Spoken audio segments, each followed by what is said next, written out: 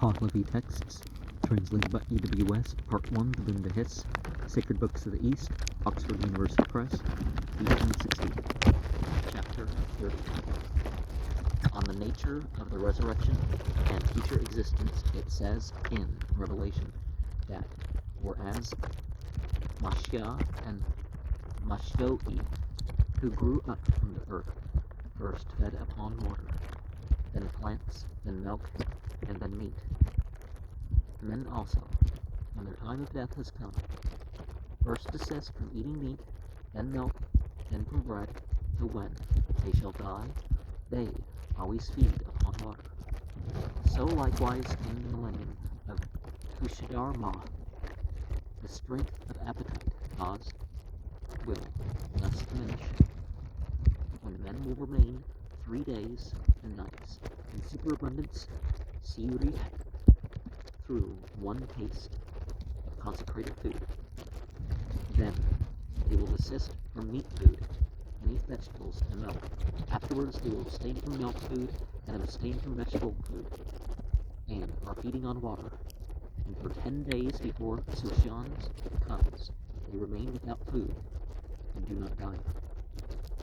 After Soshans comes, they prepare the raising of the dead, as it says that Zoroastrianism acts of Uharmaz thus. Whence does a body form again, which the wind has carried it, and water conveyed the Zed? And how does this resurrection occur?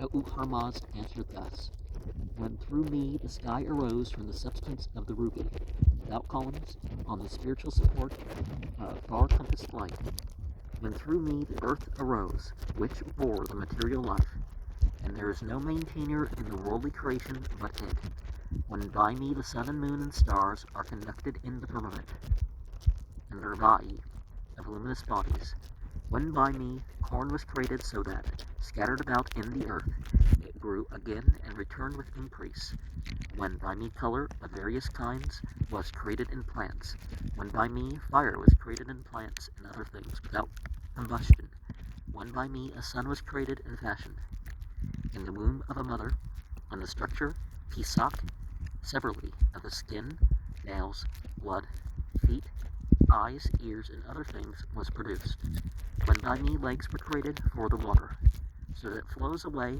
and a cloud was created, which carries the water of the world, and rains there, for it has a purpose.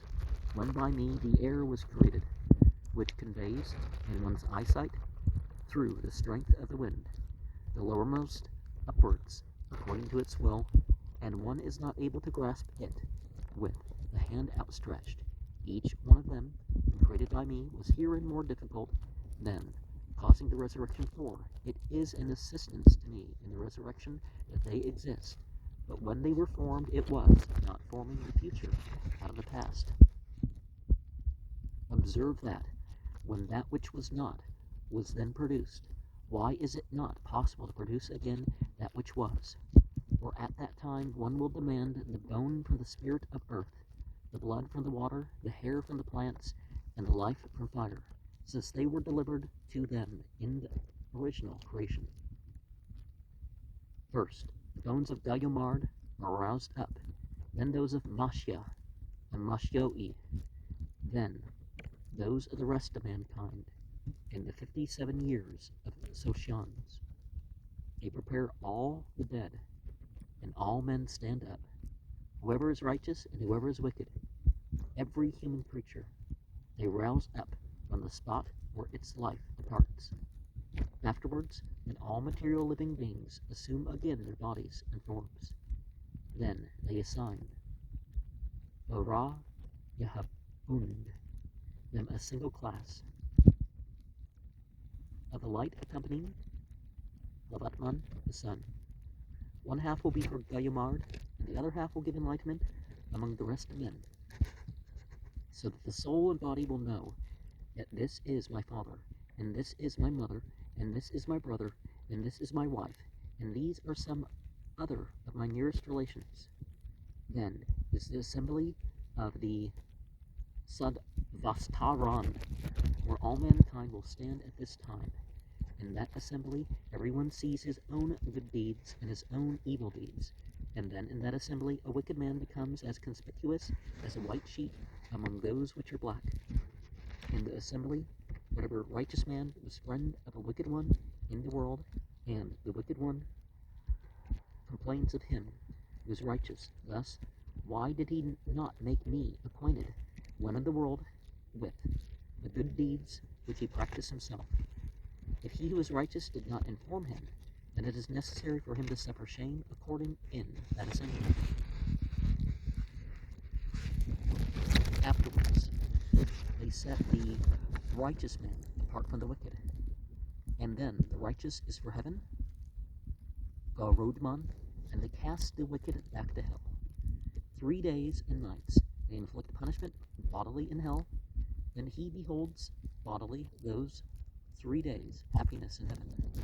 As it says that on the day the righteous man is parted from the wicked, the tears of every one thereupon run down into his legs. And after they set apart a father from his consort, Ambaz, a brother from his brother, and a friend from his friend, they suffer every one for his own deeds and weep, the righteous for the wicked, and the wicked about himself. For there may be a father who is righteous and a son wicked, and there may be one brother who is righteous and one wicked. Those for whose peculiar deeds it is appointed, such as Dahak and Thrasiyad of Tur, and others of this sort, as those deserving death. Arg or Ganan undergo a punishment no other men undergo. They call it the punishment of 3 nights. Among his producers of the renovation of the universe, those righteous men of whom it is written that they are living, 15 men and 15 damsels will come to the assistance of Soshans. As Gokihar falls in the celestial sphere from a moonbeam onto the earth, the distress of the earth becomes like such as that of a sheep when a wolf falls upon it. Afterwards the fire and halo melt the metal of Chetfairo in the hills and mountains, and it remains on this earth like a river. Then all men will pass into that melted metal, and will become pure when one is righteous. Then it seems to him just as though he walks continually in warm milk, but when wicked, then it seems to him in such manner as though in the world he walks continually in melted metal.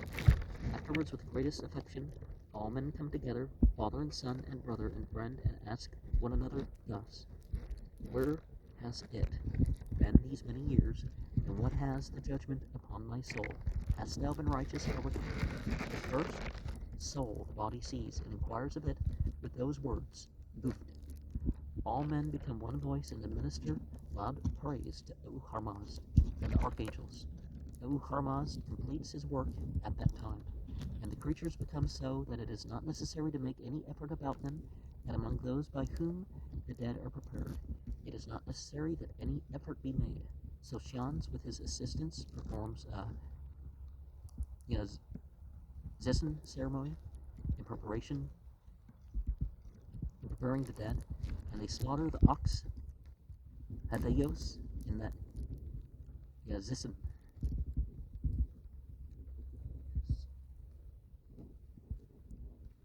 From the fat of that ox and the white home they prepare hoosh, and give it to all men, and all men become immortal, forever and everlasting. This too it says that whoever has been the size of man, they restore to him then with an age of 40 years. They who have been little, when not dead, they restore then with an age of 15 years.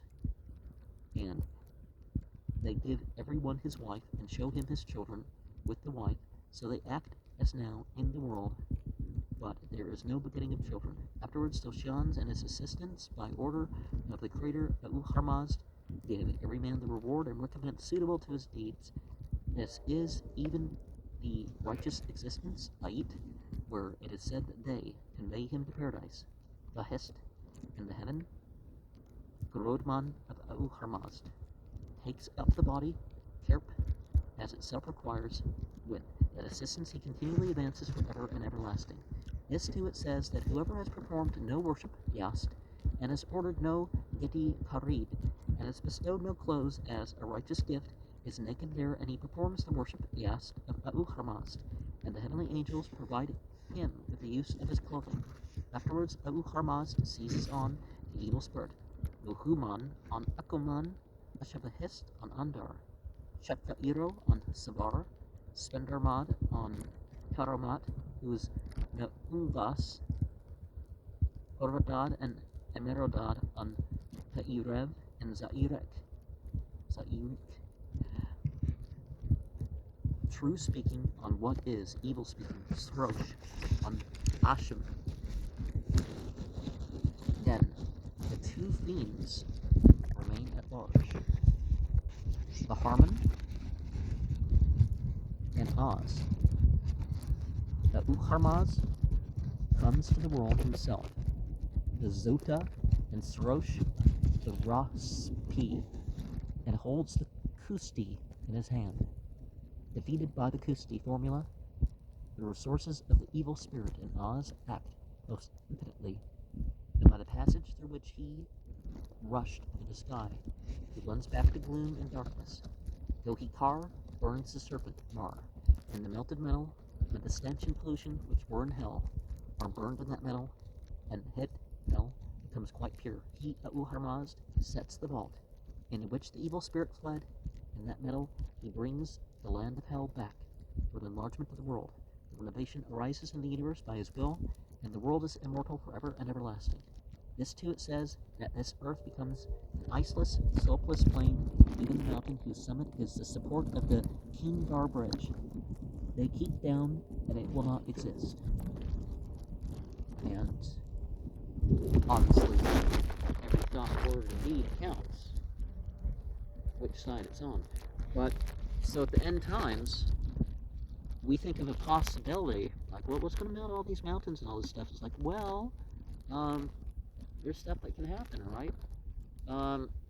Like we know supernovas and stuff going off can set such blasts of light and stuff that, you know, would burn through it would burn a planet. And possibly we could see the disaster looming for years, maybe 40 years. We can see it in the sky, getting bigger and bigger and bigger until it envelops Earth.